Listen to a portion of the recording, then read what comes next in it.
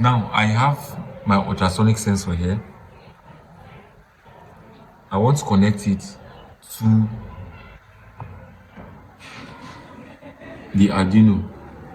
For the purpose of this project, the ultrasonic sensor aims to receive data and send to the Arduino, just like the explanation was made in class.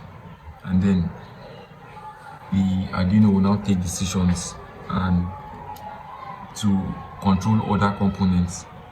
Alright, so to connect this to this, the female to male jumper wire, and then make our connection.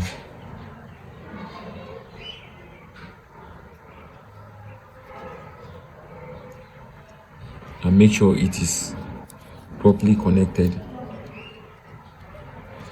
On the ultrasonic sensor, some inscriptions here comes into play, which are very, very important. We have the VCC, the trig, echo, and the GND. Now, the next thing I check is the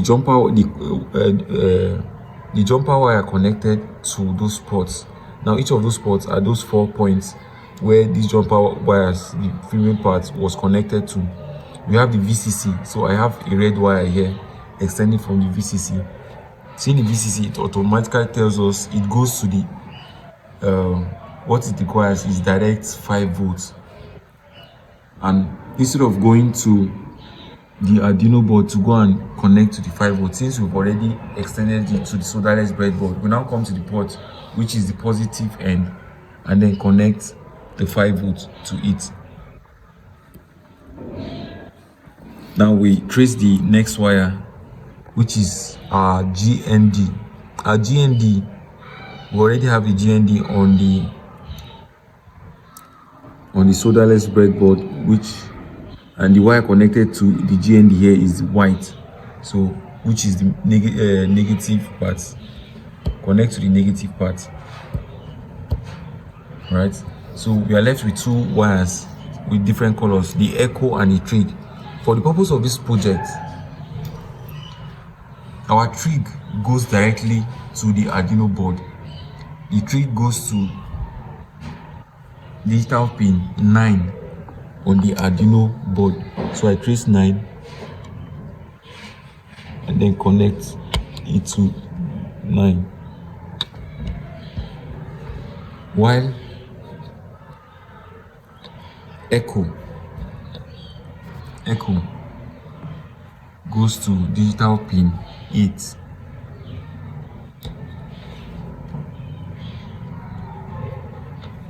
So with this now, the Arduino board is now able to receive signals, able to receive waves. So once a signal is received, then the red light turns on before, which shows that the door is opening and all that, although we've not connected the servo motors. And then now it moves on to the blue light, which shows that the door is open for a little while before going back to red and then 0. The yellow color shows standby. So this is it. This shows the ultrasonic sensors. The ultrasonic sensor is properly connected. Okay, this is a demo of now receive signal without me having to touch it, and back to standby, which is the yellow. Connect the servo motors. These are called servo motors. Now first, you have to take notes of the colors of the wires.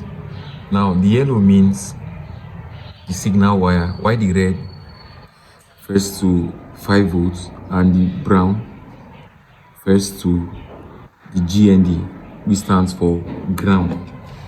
Take each of the servo motor requires 3 male-to-male jumper wires, which will be connected to the ports we have here, connected firmly. Okay, connected firmly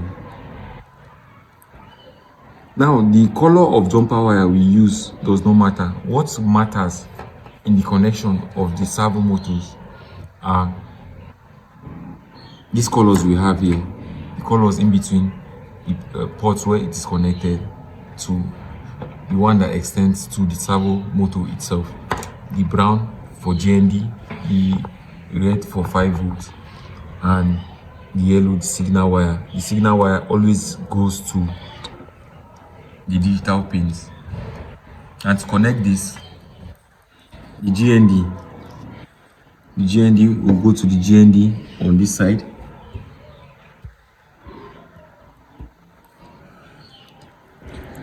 The red will go to 5 volts, which is on the positive side, and the yellow will go to digital pin 7 on the Arduino board.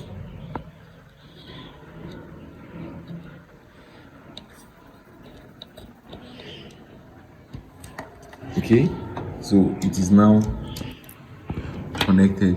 Connects the other. So there's no need for much explanation here since I've explained the first.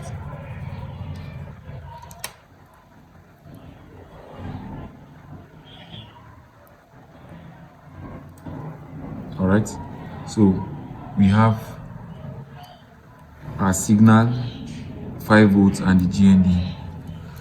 GND we connect to our GND source on this solderless breadboard. The 5 volts will connect to the 5 volts source on the solderless breadboard, and the signal connected to digital pin 5 on the Arduino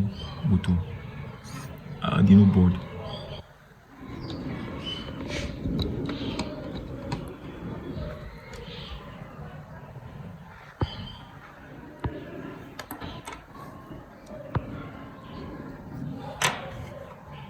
Now the whole system is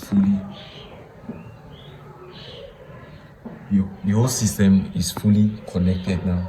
Let's see it work. Let's see it work now. Now, first, the ultrasonic sensors receive signals, waves, detect objects or a person, and sends information to the Arduino board. The Arduino board processes it based on the program that has been sent to it already for it to follow, and then dish out commands to the different app. It receives power from here, and then so the yellow light indicates standby. It's on standby,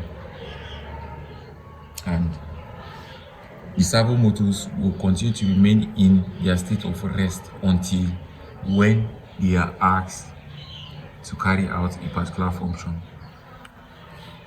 Okay, so first, once signals are collected, the light turns from yellow to red, which shows the door is either opening or closing. And once the doors are open, it now shows blue. It stays for about 5 seconds and then goes back to red, which shows that it is closing, and back to standby, shows that no other object or person has been detected, no other wave has been detected. So this is it in motion. Detects an object,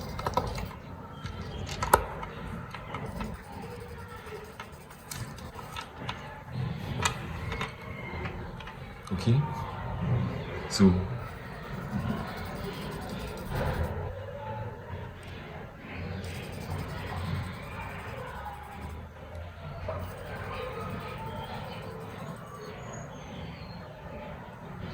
now we have our automated system, which brings us to the end of the coupling phase. If you have any questions, drop on the comments.